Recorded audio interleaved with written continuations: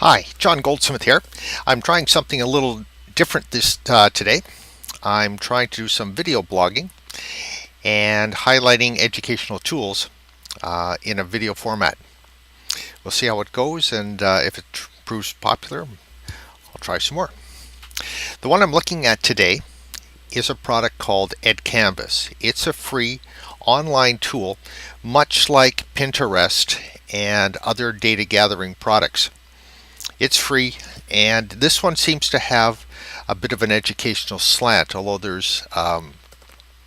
they don't have a lot of information about some of the educational utilities it has.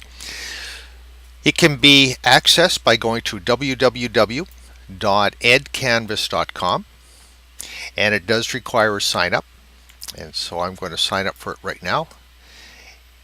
And you notice the sign up has both teachers and students. The difference is that teachers can create classes with students in them. Students just get sort of one account. So I'll say teacher. And I can sign up using a Google account. I can sign up using a Facebook account.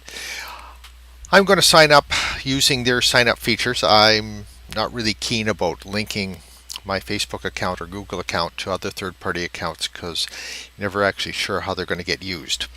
So I'll type in my name, Mr. John Goldsmith, and I'll put in an email address, and I will put in my Gmail account. School name, I'll leave that blank for now, and I'll put in a password. As far as I know, there's no requirement or restriction on passwords, so it can be anything you want. And I'll click the sign up button.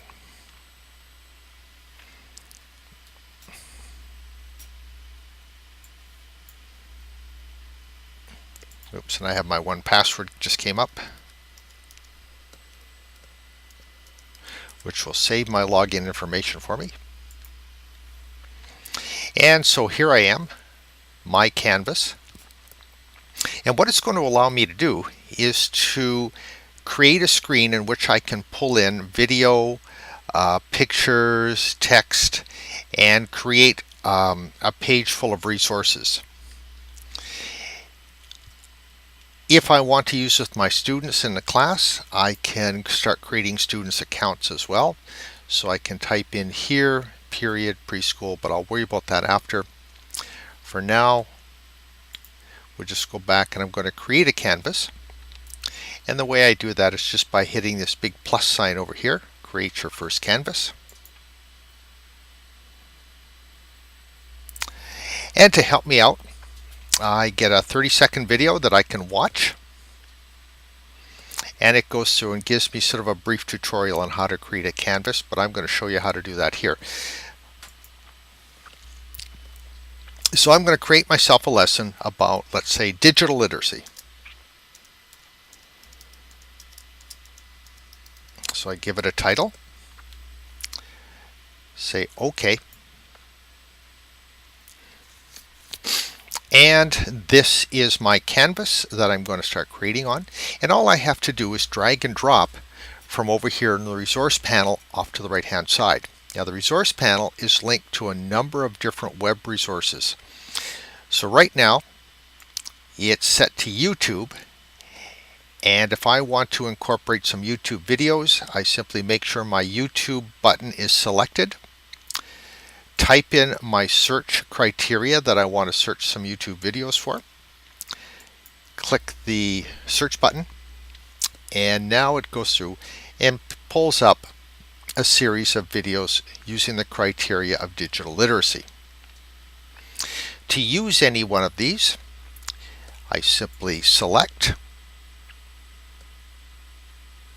and drag across and drop. It also has a nice feature in that I can actually preview the video before I drag it across. So here's one by Howard Rheingold on digital literacy, so I can hit preview. Hi, can you introduce yourself? I'm Howard Rheingold at H. Rheingold.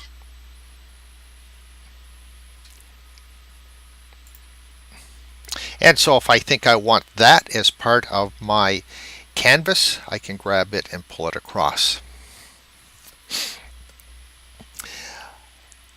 If I want to incorporate some other things, some pictures, I can go over here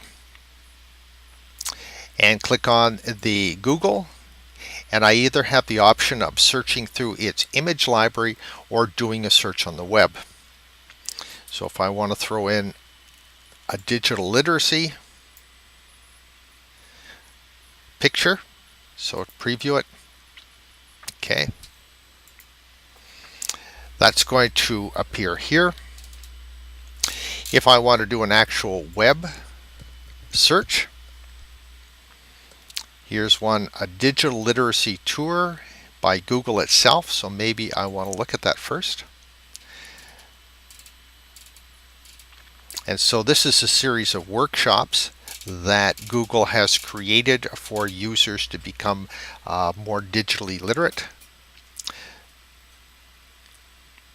And so there's an instructor's handbook that I can download.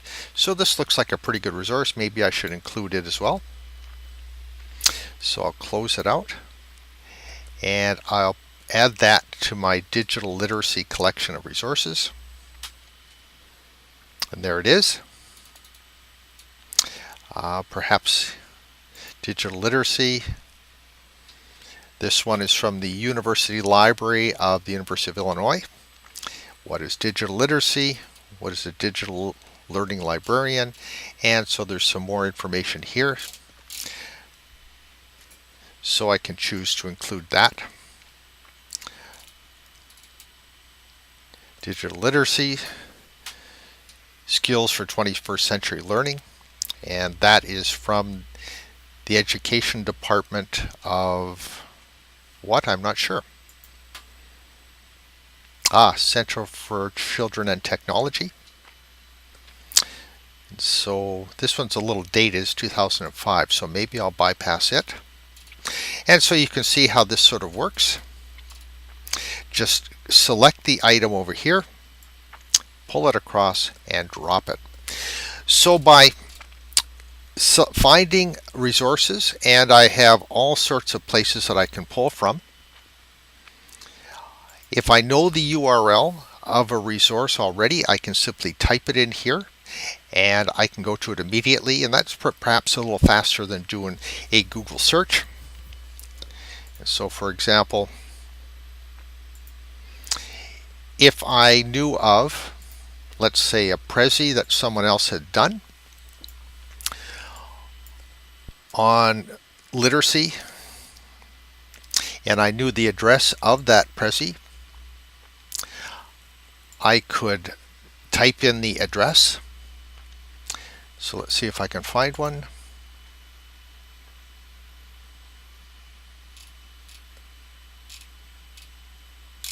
And I'll do a search. So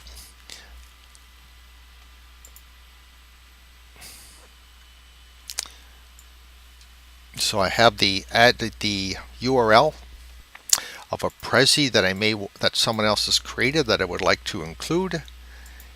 Hit search. There it is. So this way I can go directly to the site without having to do a Google search, and I can pull that across. If I have a file on my computer or a resource that I want to add, I can browse for it right here.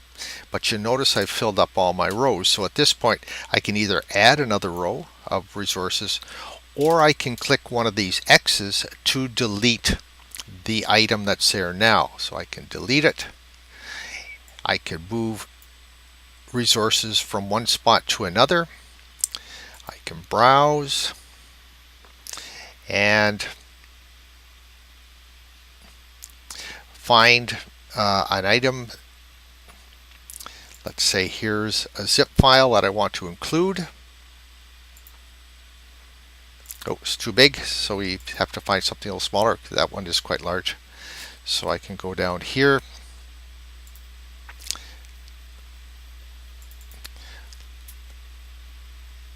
And here's one on digital responsibility I can throw in. and drag it across. And so it gives me a number of different places. If I have some files in a Dropbox account, I can pull those across. If I have files on a Google Drive file, that's a free storage that Google provides for me that I can save things from my computer. If I have a bookmark I want to put in there, I can click on that.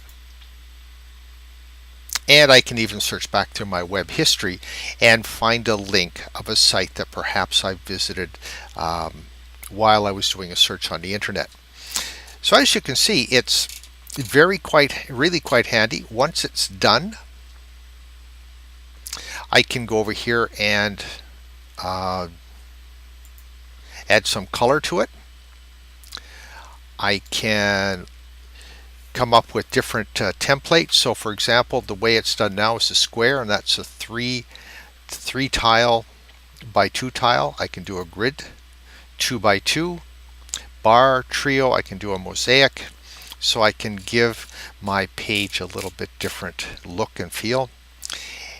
And then once I'm done, I hit the share button, and this is the URL of my canvas that I could perhaps give to students. I could tweet it to them, I could email it to them, I could post it to a Facebook account, and I can even add it to an Edmodo presentation. And I can even create a QR code which would let them scan it and actually access this site. So lots of options as to how I can display this once it's created. Now the one thing I don't know, and I'm not sure how it works, but I can also create Edcanvases for classes. So let's say, for example, I want to create one for my 10th grade social studies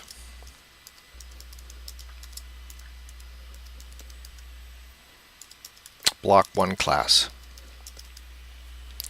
Add the class,